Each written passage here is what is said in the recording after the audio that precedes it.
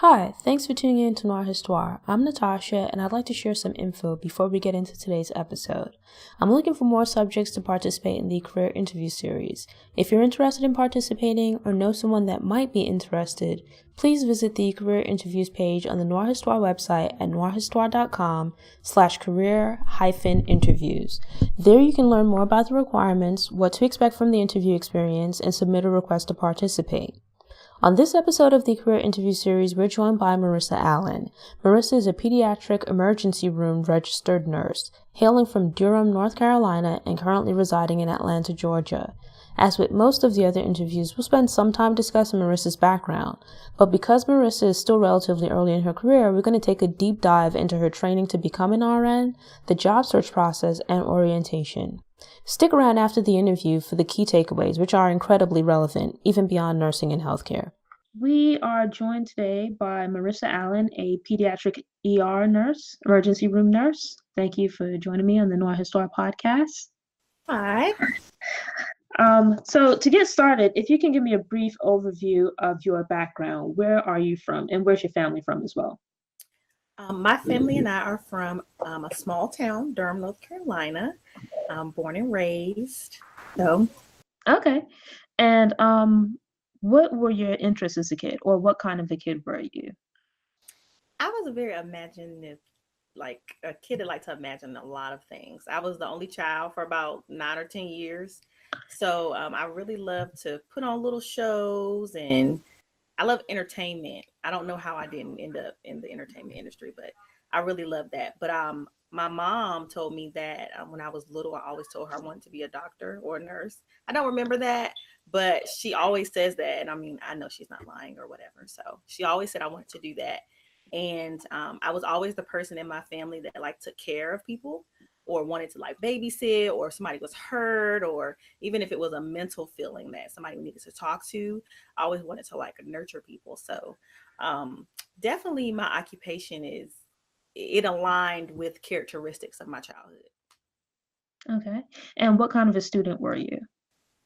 I was an A B student, not a straight A. I got a couple of B's, but always on the honor roll. I love school. School's great. I love to learn. It was just very fulfilling to me. And I don't even really think I understood how much I enjoyed it until I have become older. I just crave knowledge, and that's what school is all about. So I really love school. Always did pretty well. Never had any issues. And what were your favorite subjects? Or if you just had one, what was it? My favorite subject was, I would say, history. And then I would say second would be science.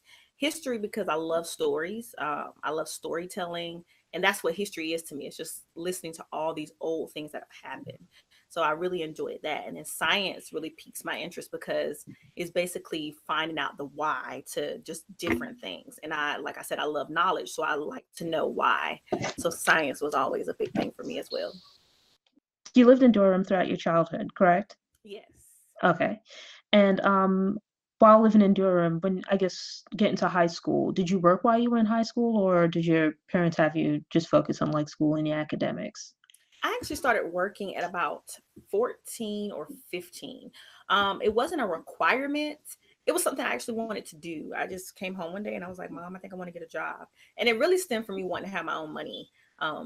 And I've always been pretty independent. And she was like, okay, we can get you a job. So I started working at this like mom and pop grocery store and I stayed there probably the entire time through high school, maybe not the freshman year, but maybe sophomore to senior year, I stayed there. And I was able to do that and, you know, do AP classes, keep up with school. I was a cheerleader. I did dance. I was in other activities as well. So I was able to balance it all pretty well. You eventually graduated from high school. What was the process for you deciding on the college that you wanted to go to? Had other people in your family already been to school? What was that process like for you selecting the school for college? So the process from transitioning from high school to college had not necessarily been done. My mother graduated from high school. She went to college, but she did not finish. My uncle, her baby brother, graduated from high school, went to college, did not finish. I had other relatives that went to college, but it was later in life, much later. So for me, it was kind of, it's not technically first generation, but my family looks at it as first generation.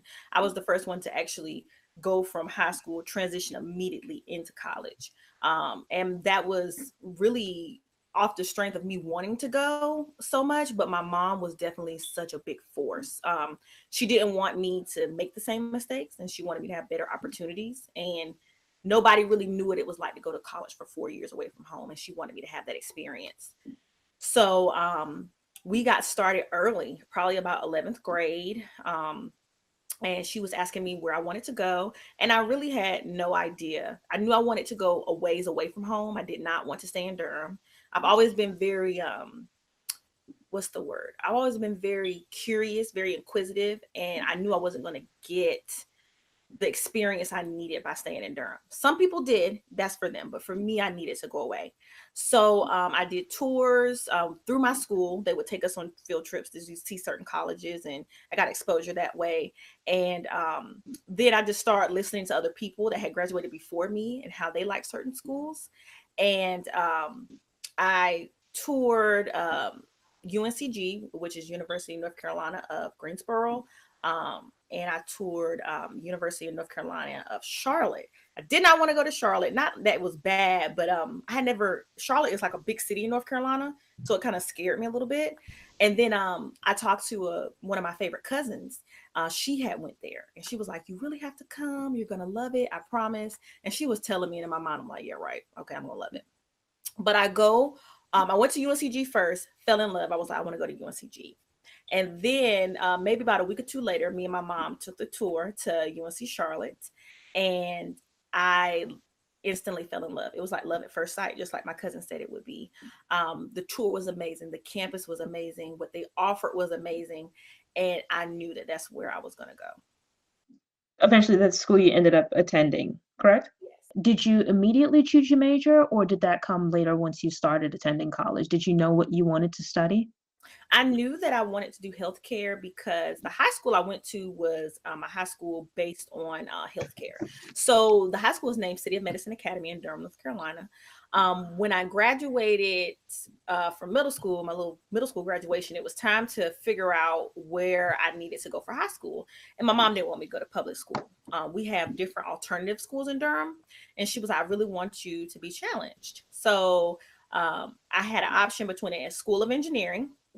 I had an option between early college school, which is located at North Carolina Central University. And it's basically where you can actually take college courses on the campus, if I'm not mistaken. And you get to graduate with like 2 years worth of college credits. And it's really beneficial. I actually had a relative that went. So that was an option for me. And then City of Medicine Academy. And I applied to all of them, but I knew that engineering probably wasn't going to pique my interest. So I didn't accept that one.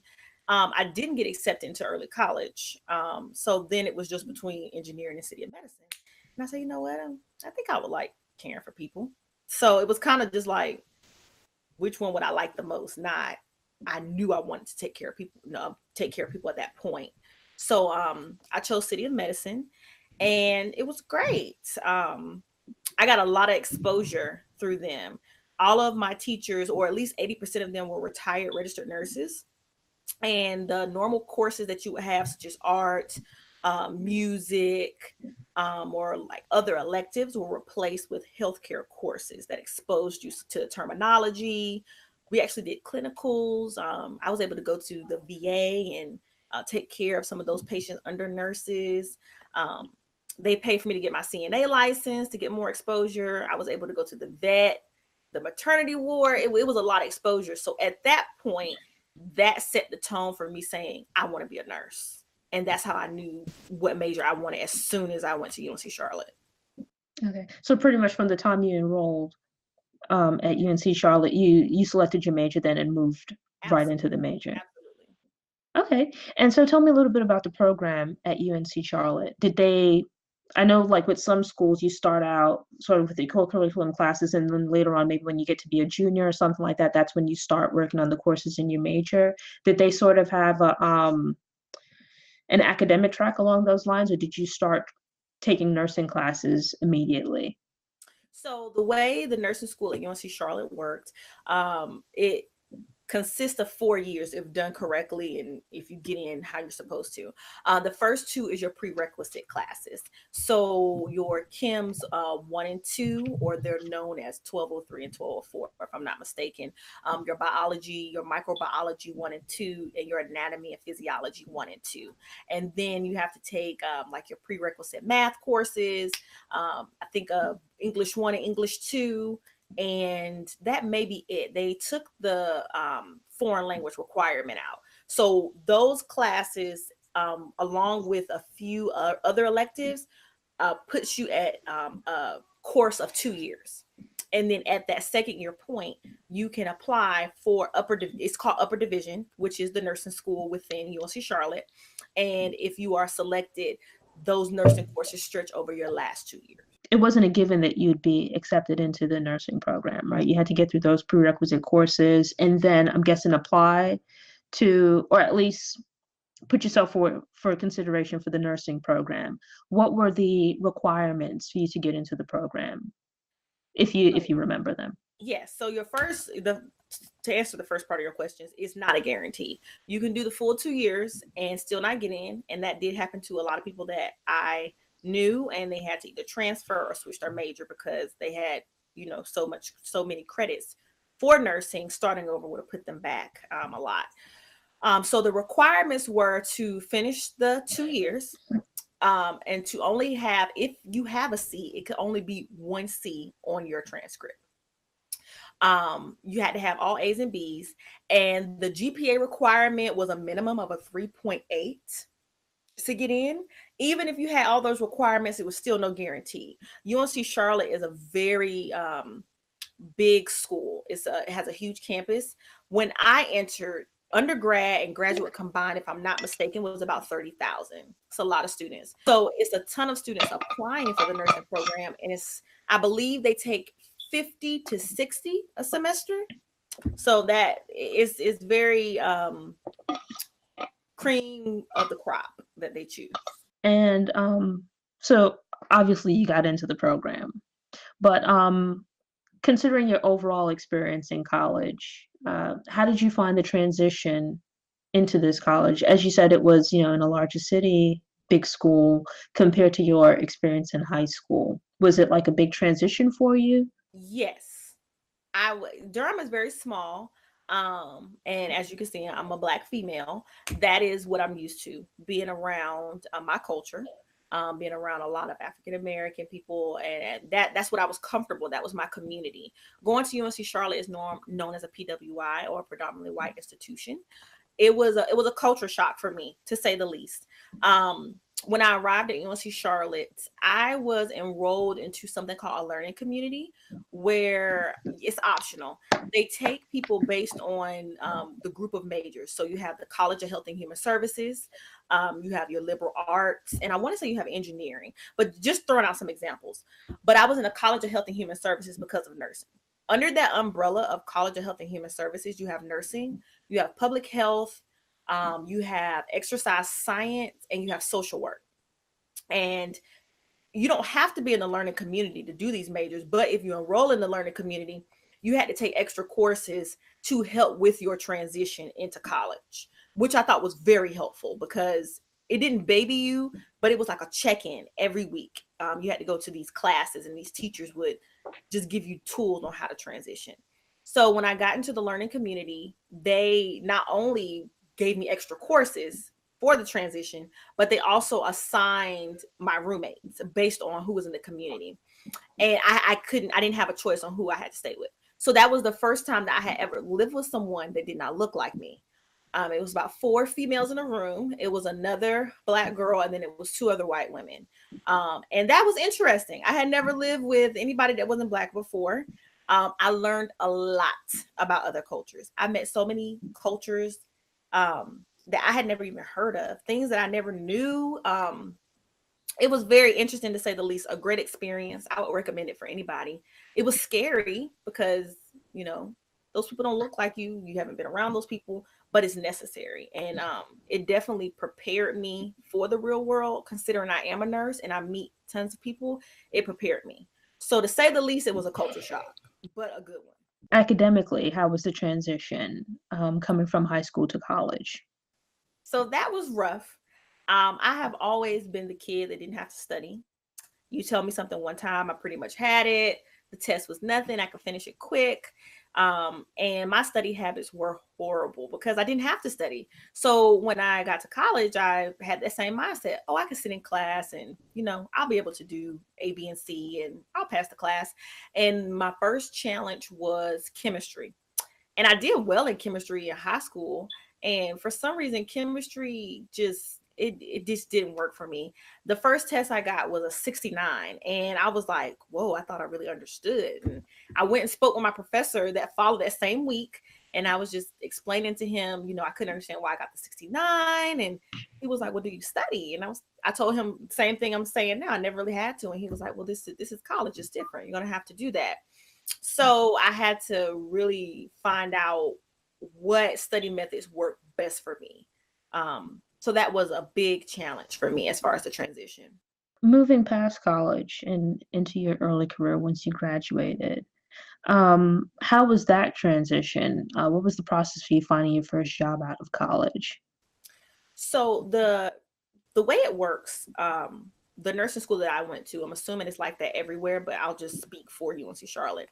They kind of help you with finding a job. They show you the process. They try to get you connected to the hospitals in Charlotte or in the surrounding areas because that's easier because most people will not leave where they are graduating from.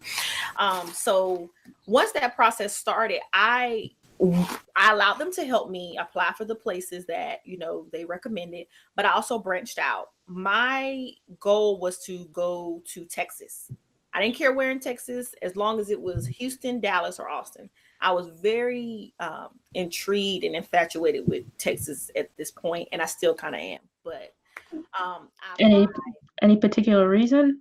I just really liked the state, and I had never really been, but the things that I read up on or just throughout the years, they paid really well for nurses. The hospitals that I applied to were very renowned. It just looked like a good start. And I also had a girlfriend that graduated like a semester or a year before me, and she moved there and she just confirmed my suspicions and she loved it. And she was like, I don't ever want to come back. So if I was like, yeah, I really want to go to Texas. So I applied to 3 different hospitals, and one in Houston, one in Dallas, one in Austin. And I had an interview. I actually flew down for one of them. The other 2 were Skype interviews. I didn't get any of them. Literally, not even a possibility, or being into a round 2. It was literally like, no, you're rejected. So that hurt a little bit because I felt like I'm a good candidate. I don't understand why they didn't hire me. So the week that I found out about the 3rd Texas job that I didn't receive, which was the one I wanted the most, I went to class, and at this point, it may have been, I want to say March. It had been March of 2017. And I said, okay, I had already had a job in Charlotte, North Carolina, but I knew I didn't want to be in North Carolina. But I said, I'm going to go ahead and take this job since I can't get to Texas. And then after I work a year or 2, I'll just move to Texas. I should be able to get a job at that point. So the same week that I got the rejection, I went to class. My teacher actually had a recruiter come in from my first job, Northside Hospital, to tell us about the hospital. And I was like, I never thought of Atlanta. I never really wanted to go to Georgia. It just wasn't something on my mind. And I was like, well, what I got to lose? So after she talked about how great the hospital was and they're taking new nurses all the time, I expressed interest to her. She took my information. That was a Monday. Wednesday, I received a call from another recruiter trying to schedule an interview. And I told them, I was really busy and that I would need it in like a couple of weeks. And they were saying, well, we need you there by Friday. And that was like 2 days later. So I made arrangements. I drove down to Atlanta that same week, that Friday in the same week, did the interview and got the job that same day, Friday. It was a quick turnaround, literally 5 days. I thought I was going to be staying in North Carolina. And then I found out I'm moving to Atlanta. So that was how I got my first job. Everything fell into place. I was able to get reimbursement to move.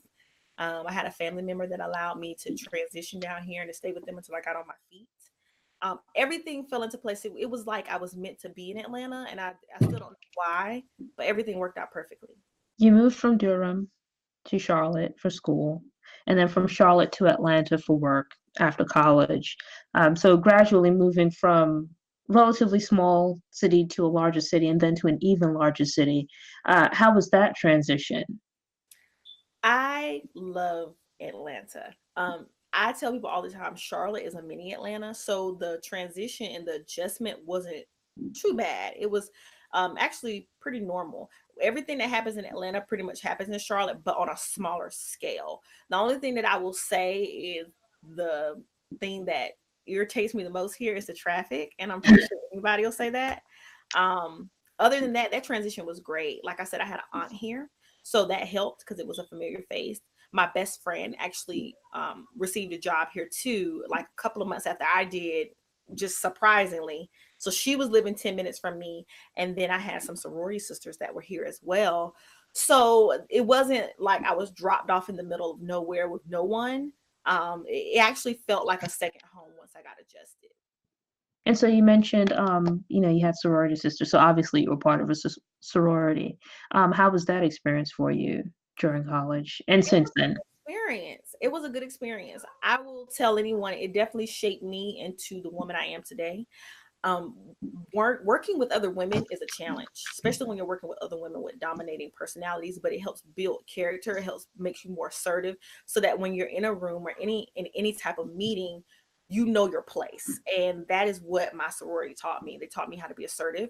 They taught me how to be sure, how to be thorough. They taught me how to work in different situations. It definitely added the characteristic of adaptability and flexibility within me. So I feel like no matter what group I'm in, whether it's my job, whether I'm out and about and I'm thrown into something, whether it's my group of friends, I know how to work with a group. So it definitely showed me and it prepared me how to work with people for sure, because I had to work with a ton of people. Okay. And you mentioned that you were recruited by Northside, and that's the hospital you ended up working for and moving to Atlanta to work for. How, well, what exactly was your first job out of college, and what was the process for like that? What was like the orientation process like for you? So I received my first job at Northside Hospital. Well, I received a job in Charlotte, North Carolina. That was the first one I received, but I actually went forth with Northside as my final choice. I entered their nurse residency program. A nurse residency is where they take new nurses and they put them kind of through an extended orientation. So I had to take classes that was like an extension of nursing school on top of me working, which was very helpful because they didn't just give me a 2-week training and throw me on the floor. It was a 12-week process, a 12-week process of the classes. And then they had certain checkpoints, like a 3-month checkup, a 6-month checkup, a 9-month checkup. That way they helped me build up my confidence as a nurse. So it wasn't like just get a job and go. So I entered the nurse residency program, and the transition was pretty good. I don't think I could have. I'm pretty sure I could have, but I wouldn't have wanted to do a job without a residency. I recommend that to any new nurse. A residency should be a priority and mandatory, in my opinion, if it's not already.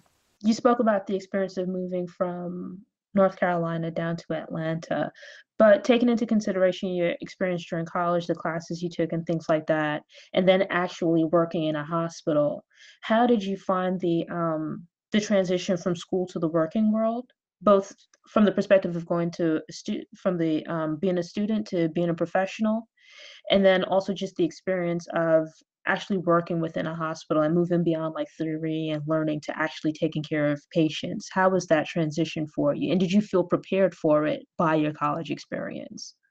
Nursing school is hard. Nursing school provides you with the foundation and the exposure to healthcare, but it is nothing compared to getting in the field. In the field is where you learn the real stuff. So it's kind of like reading directions before you put together a piece of furniture, but you really don't understand what you're putting together until you actually start physically doing it.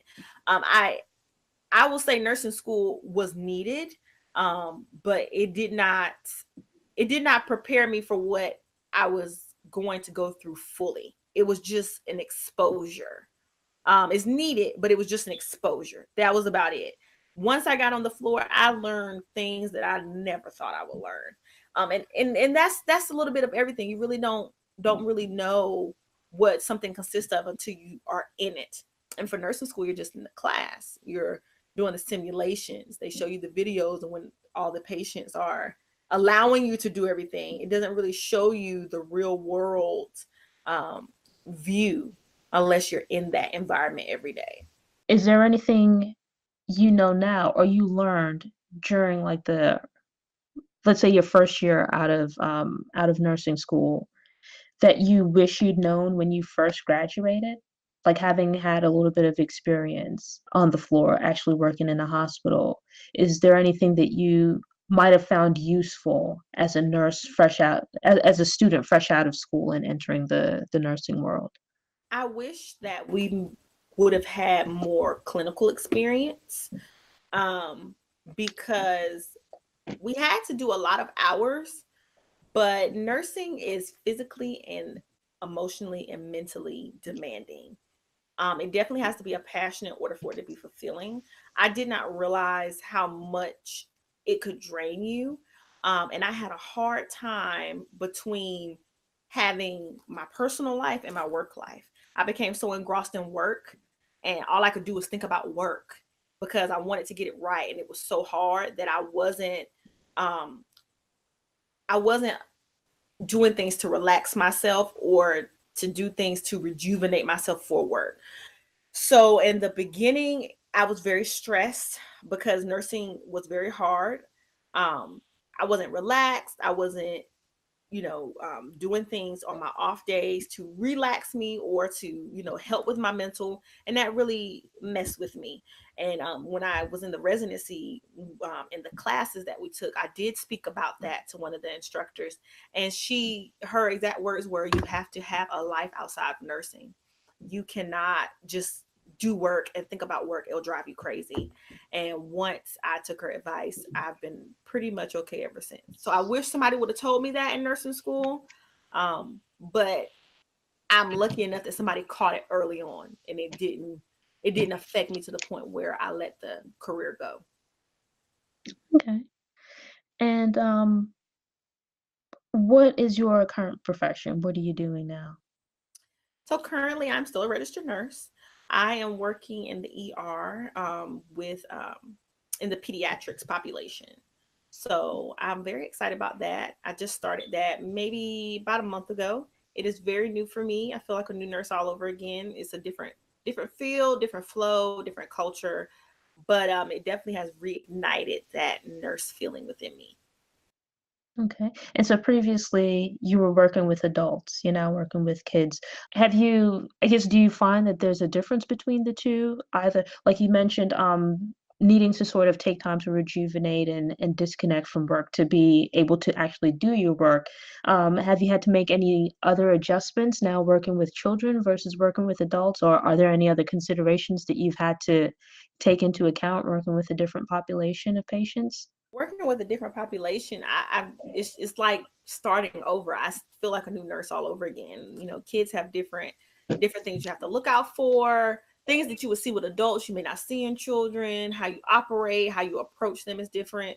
However, it doesn't. Even though I feel like a new nurse, I don't feel like a new nurse at the same time because I have that exposure on how to work with people since I have worked with adults, so it's a little bit easier. Um, but the only thing is really learning what they need and getting that process down and using my critical thinking skills for children and not adults. So that is the shift that is taking place now. But I still pretty much maintain having that self-care aspect outside of work, even though I will say that's a difference between me now and me as a new nurse. I did not take self-care seriously. I take self-care very seriously. So even though it is a challenge doing this trying out this new population and me trying to learn. I know that taking care of myself on my off days or when I get off work is very important in order for me to continue to learn effectively each time I go back. Okay. And then just out of curiosity, going a little bit deeper with the difference between the two.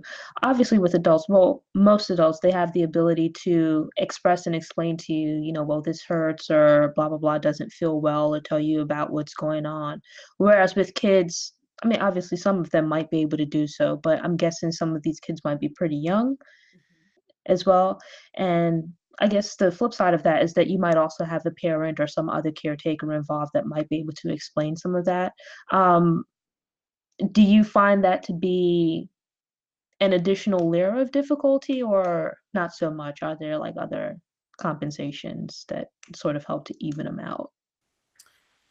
It's not as bad as I thought it was going to be. I really thought that the parents were going to be pretty challenging.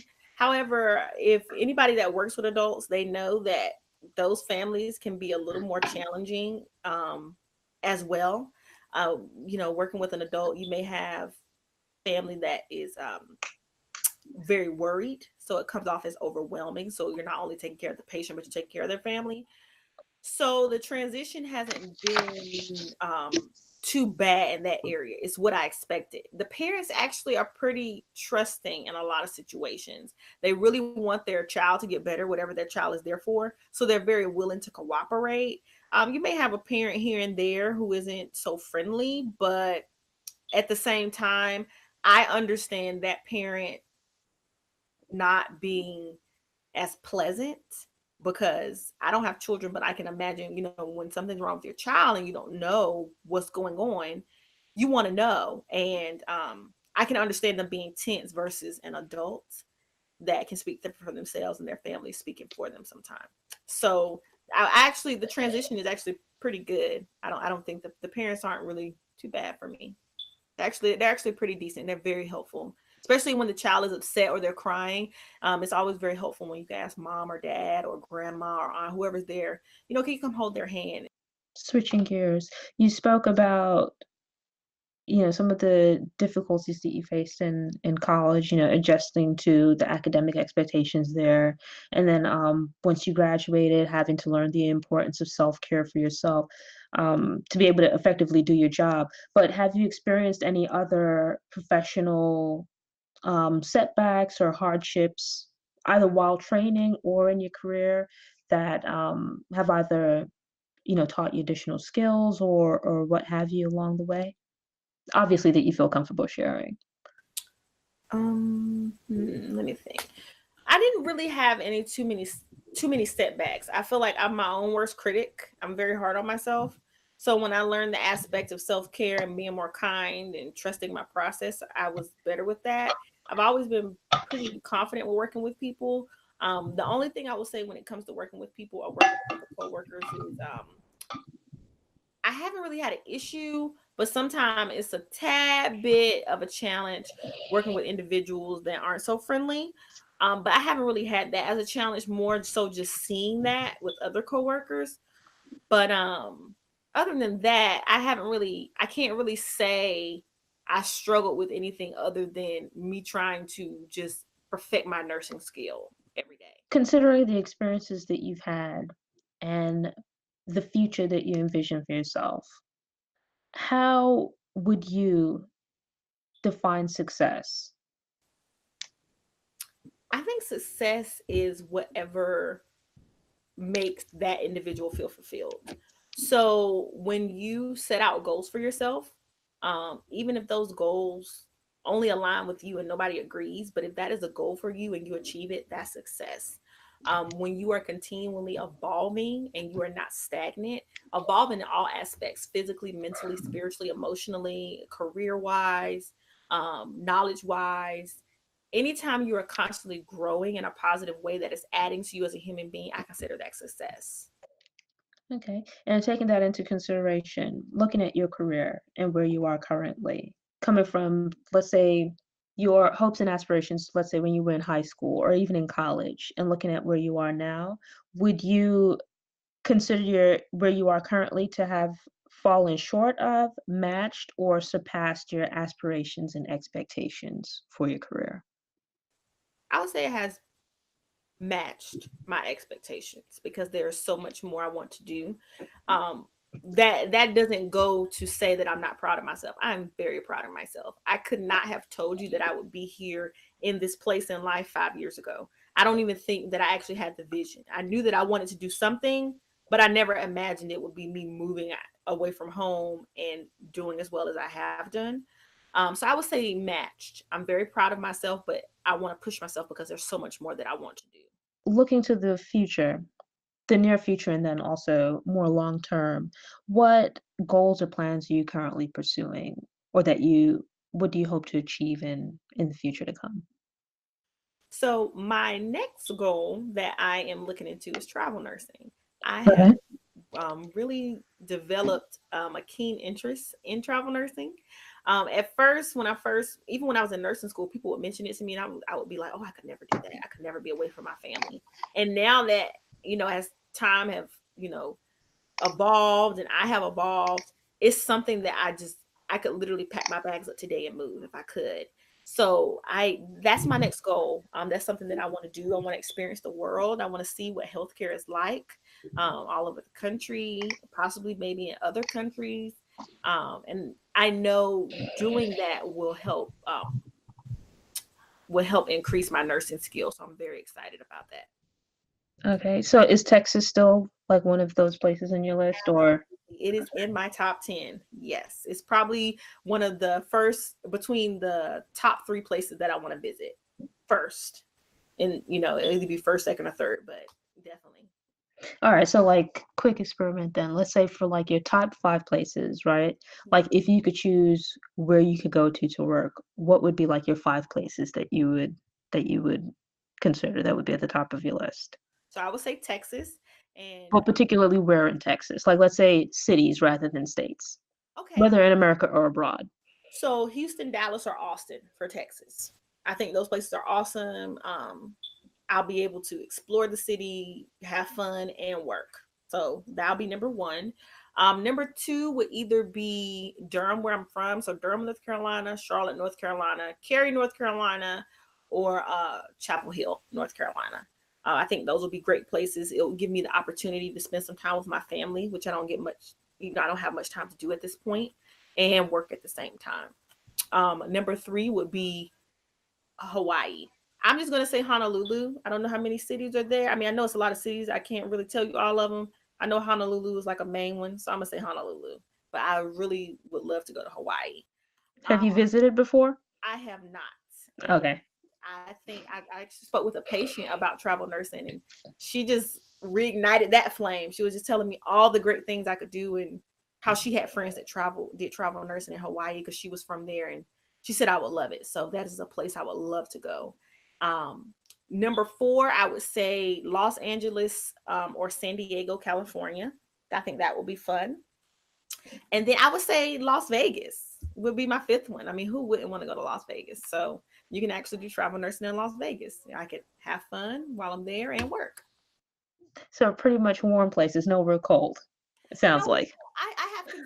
I do want to do New York. It's just not in my top five. It will probably be number six. So the main places in New York, like a Brooklyn or a Queens or a Manhattan, those main areas, the ones that I've only been to, I'll be interested in. If they wanted me to go to like a Long Island or something, I'd be interested in that. But I definitely will be interested in New York as like maybe my number six. Standing where you are now and looking back to your younger self, what career or life advice would you offer either to your younger self or any young person that's still in school or just getting ready to enter the workforce? It could be specifically about nursing or just work in general or life in general.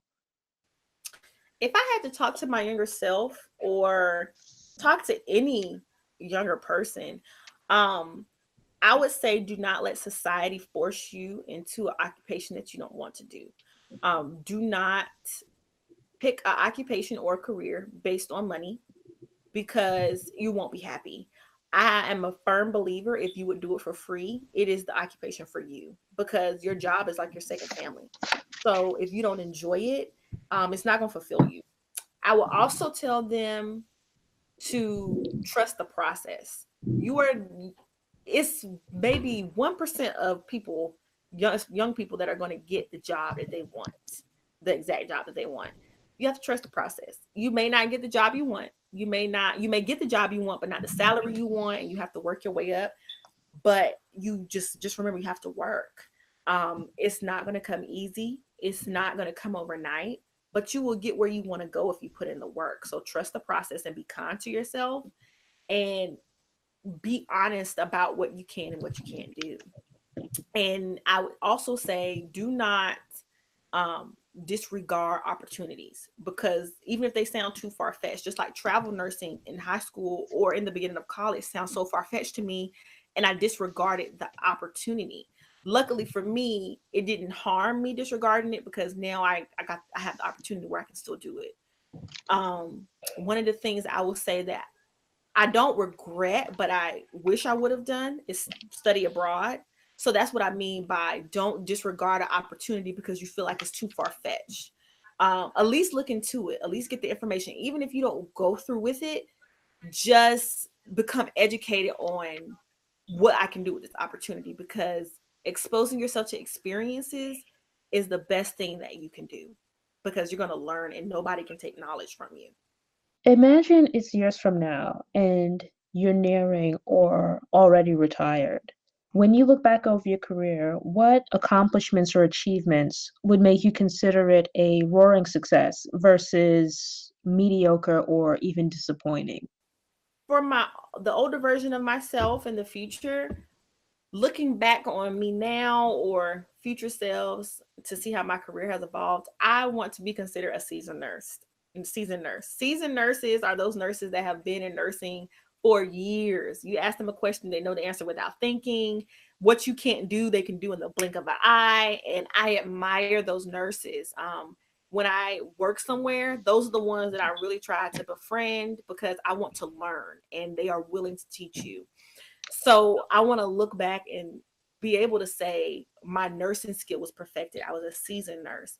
I want to look back and know that I did more than just bedside nursing. I want to really help people. I mean, I help people every day, but I want to use my nursing platform and really make a difference. So maybe start a foundation or start a program that can reach out to underprivileged populations and things like that. So I want to be able to look back and see, not only did I really perfect my skill, but I use my skill not just for what it's used for, but to branch out and do as much as I could to make a difference. Think about people or events, famous or only known to you, that have motivated, inspired, influenced you as a person or your career. Does anyone or anything in particular come to mind? It can be like a well-known person or just someone that you personally know. Yes. So anybody that knows me knows that I am obsessed with I think her last name is Dowdy. Monique Dowdy, if I'm not mistaken. I hate to put her whole name out there. But she's on Instagram. Her name is I am Nurse Mo. I love Nurse Mo. I started following her in college, and she is the nurse that I want to be. She is a Black nurse. She's a traveling nurse. She is just very positive, very energetic. I actually just went to one of her workshops maybe 2 or 3 weeks ago, and she reignited my passion for nursing. I mean, she's very real. She talks about her struggles and how she thought nursing wasn't for her, and how she realized how she could use nursing to, you know, to really make her happy. And she's literally my role model in the nursing field. I would just love to just talk with her one-on-one at some point, but she is amazing. So she is the person that I like look to, or I think about her and I'm like, I could do more, because Nurse Mo would do more. So Okay. Anyone else? and then non-clinical wise, I would say somebody that pushes me and that I won't quit, because I think of this person is my mom and my grandma. They have worked so hard to raise me. My mom was a single parent. And my grandma stepped into the places where she couldn't, but my mom and my grandma were phenomenal and amazing. I am literally obsessed with my grandma and my mom. They are very strong women. If I could be a fourth of what they are, as mothers, as sisters, as, aunts to my future children and my future family. I know that my family's going to turn out okay. They are blessings in disguise. I don't know how I became so lucky to be assigned to them in this lifetime. But everything I do, I just remember that it would make them proud. They've put in so much work to get me where I am.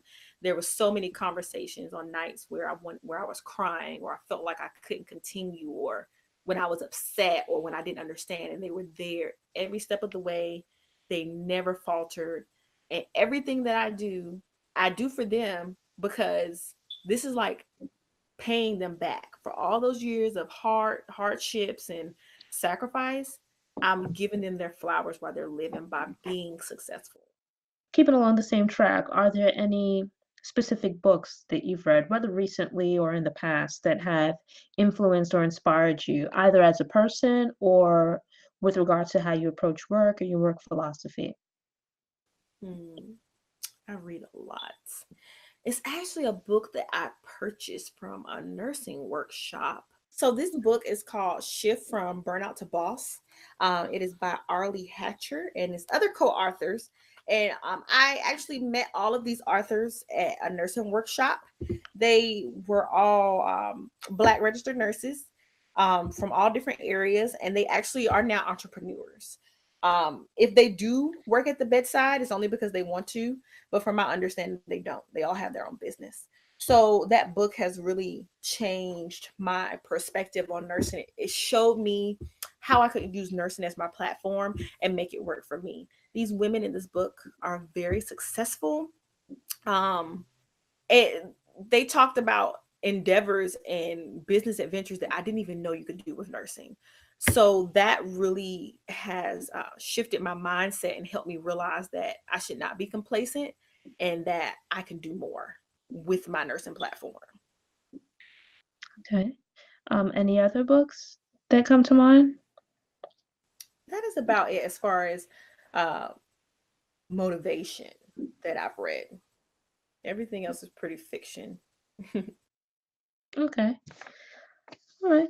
Well, thank you for joining me in this interview. It was a great experience to speak with you and get some further insight into your professional background and your journey. So we can end it here. Key takeaways. Depending on what you're learning, college or training programs can be hard, but college and training programs just provide you with a foundation and some exposure to a field. Working on the job is where you learn the real stuff. I like Marissa's example of training being like reading the instructions before you put together a piece of furniture. You don't fully grasp what it entails until you're physically putting the furniture together. You can become so engrossed in work where all you think about is work, even when you're at home. This can result in you neglecting your personal life or neglecting to take time to rejuvenate yourself, which can lead to stress. But for your own health and sanity, you need to practice self-care and take physical and mental breaks from work. Regardless of how great the opportunities for a career might be, it's not going to be the right career for everyone. Don't let society push you into an occupation that's not for you. Don't allow money to push you into a career that's not for you. Pick something that interests or excites you. If you don't enjoy your job, it's not going to fulfill you, and there's a chance that it will make you miserable. Only some, and probably a minority of young people, are going to get the exact job that they want right away. But you have to trust the process. You might not immediately get the title you want, the salary you want, the responsibilities you want, etc., but you still have to work. The things you want may not come easier overnight, but you'll get there if you put in the work. Be kind to yourself and be honest about what you want and what you can and can't do. Just to reiterate, I'm looking for more subjects to participate in the career interview series. Please visit the career interviews page on the Noir Histoire website at noirhistoire.com/career-interviews. There you can learn more about the requirements, what to expect from the interview experience, and submit a request to participate. If you tap the link in the notes or anywhere on the Noir Histoire page, from any page you'll see the careers tab at the top of the page. You can just click on that and that'll be the page where you'll find the info about the interviews. Thanks again for watching. If you enjoyed the video, hit the thumbs up button. I also hope you subscribe to the channel and return to get motivated, get inspired, get stories of Black history made and in the making. Until next time, take care. For more information about Noir Histoire, visit the Noir Histoire website. There you'll find text, video, and audio for each episode all in one place. Subscribe to the Noir Histoire newsletter to get fresh content delivered straight to your email inbox. You can also subscribe to the Noir Histoire YouTube channel for videos. If you're enjoying the content but would prefer to listen to audio, you can subscribe to the Noir Histoire podcast. Follow Noir Histoire on Facebook, Instagram, and Pinterest. Enjoy the rest of your day.